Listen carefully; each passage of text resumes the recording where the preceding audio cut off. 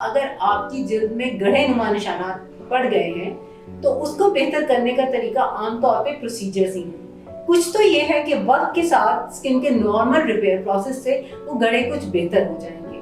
اگر لگانے والی چیزوں کی کریموں کی بات کی جائے تو ریٹینائڈ یا ریٹینائڈ لائک کمپاؤنڈ جو کہ صرف رات کے ٹائم پہ لگا سکتے ہیں، ان نشانوں کی بہتری میں کچھ نہ کچھ مددگار ثابت ہو سکتے ہیں۔ مرہم یوٹیوب چینل کو سبسکرائب کریں اور بیل کے آئیکن پر کلک کریں۔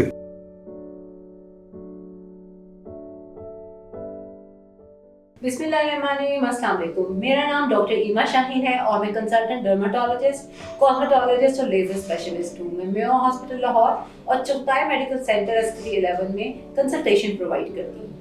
آج ہم جس ٹاپک کے بارے میں بات کریں گے وہ ہماری یوتھ کا مسئلہ ہے۔ ویسے تو ہماری یوتھ کو بہت سے مسائل ہیں اور سوشل میڈیا نے ان کو اور زیادہ مسئلوں میں ڈال دیا ہے، لیکن یہ مسئلہ شاید ہمیں بہت زیادہ تنگ کر رہا ہے اور ہم بینگ ڈاکٹرز اور بینگ گڈ سٹیزنز یہ چاہتے ہیں کہ اس طرح کے مسئلے ہماری ٹین ایج سفر نہ کریں۔ وہ مسئلہ ہے ایکنی سکارز کا یا ایکنی کے بعد پڑنے والے نشانوں کا۔ ایکنی سکارز کے متعلق سب سے پہلے میں یہ بتانا چاہوں گی کہ یہ بالکل پریونٹیبل ہے، یعنی ان سے ہم بچ سکتے ہیں۔ سب سے پہلے بات یہ ہے کہ کیونکہ جیسے جوانی آتی ہے اس کے ساتھ بہت ساری بہاریں آتی ہیں، لیکن ایک بہار ایسی بھی ہے جو کہ ہم چاہتے ہیں کہ نہ آئے، وہ ہے کیل مہاسوں کی بہار، جس سے ہمارے تقریباً 90 سے 95% یوتھ سفر کرتے ہیں۔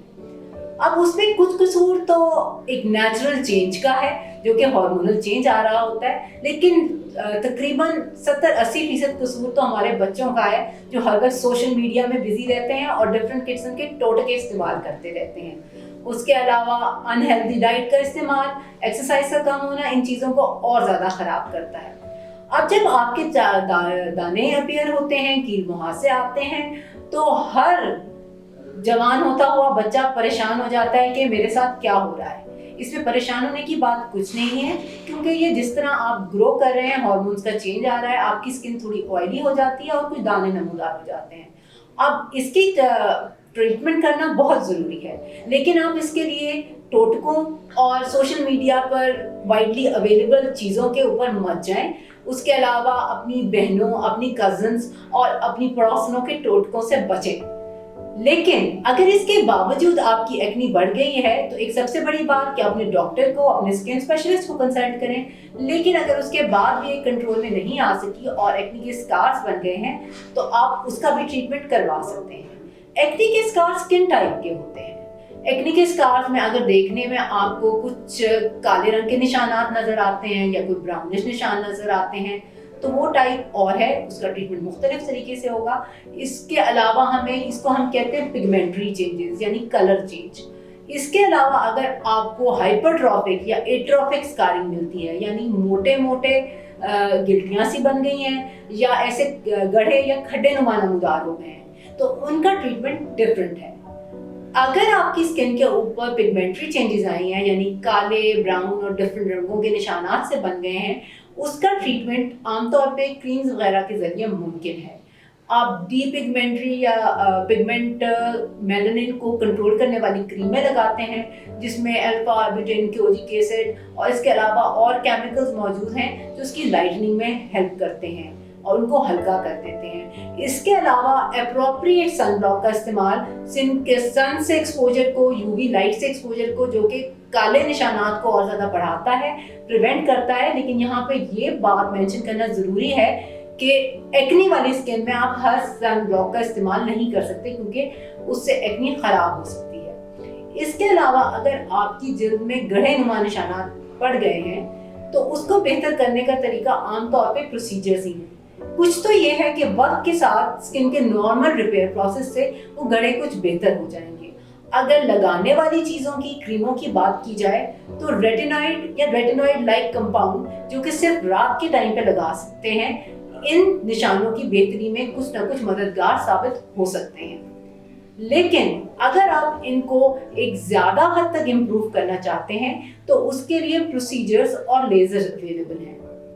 پروسیجرز میں سب سے پہلے میں مائکرو نیڈلنگ کا ذکر کرنا چاہوں گی، جسے عرف عام میں ویمپائر فیشیل بھی کہا جاتا ہے۔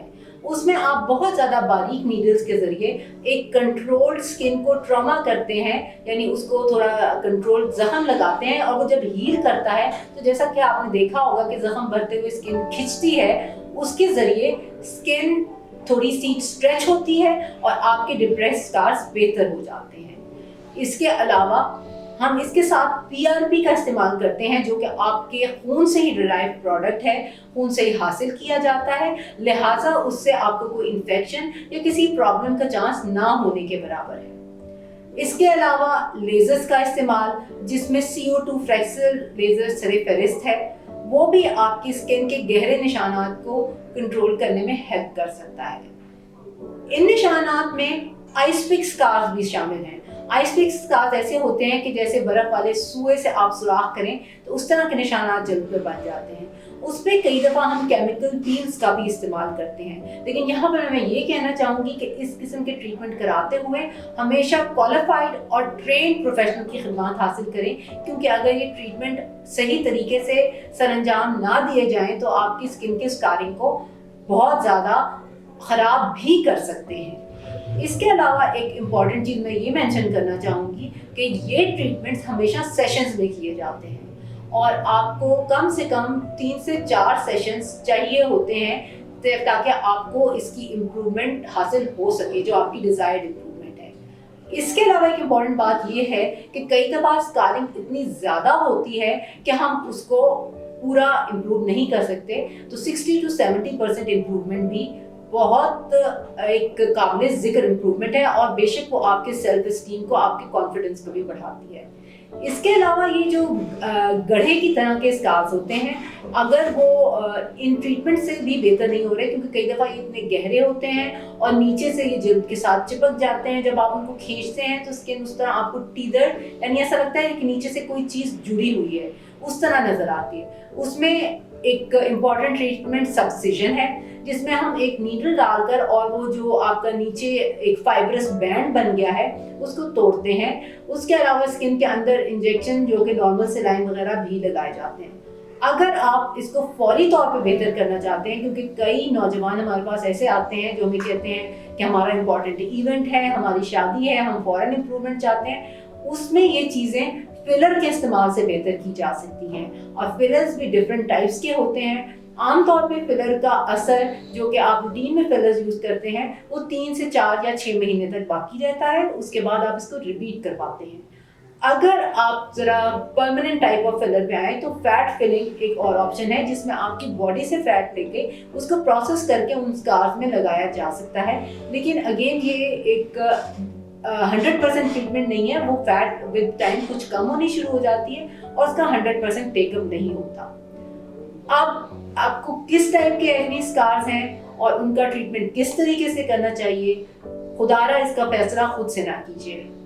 अपने ट्रेन्ड प्रोफेशनल डॉक्टर से राब्ता कीजिए, जो आपको बेहतर तरीके से गाइड करे कि आपकी स्किन किस चीज़ से बेहतर हो सकती है। बेशक ये तमाम ट्रीटमेंट एक्सपेंसिव हैं, लेकिन मैं ये चाहूँगी कि आपको अपने पैसे की कीमत मिलनी चाहिए। Best wishes. होपफुली हमारी यूथ ना सिर्फ और मसाइल से बहुत अच्छी तरह लड़ेगी, बल्कि वो एक्ने के मसाइल को भी बहुत अच्छी तरह से कंट्रोल करेगी। शुक्रिया। मरहम YouTube चैनल को सब्सक्राइब करें और बेल के आइकन पर क्लिक करें। अभी मरहम ऐप डाउनलोड करें और किसी भी मसले के लिए 2000 से ज्यादा स्पेशलिस्ट डॉक्टर से ऑनलाइन ऑडियो या वीडियो कॉल के जरिए बात करें।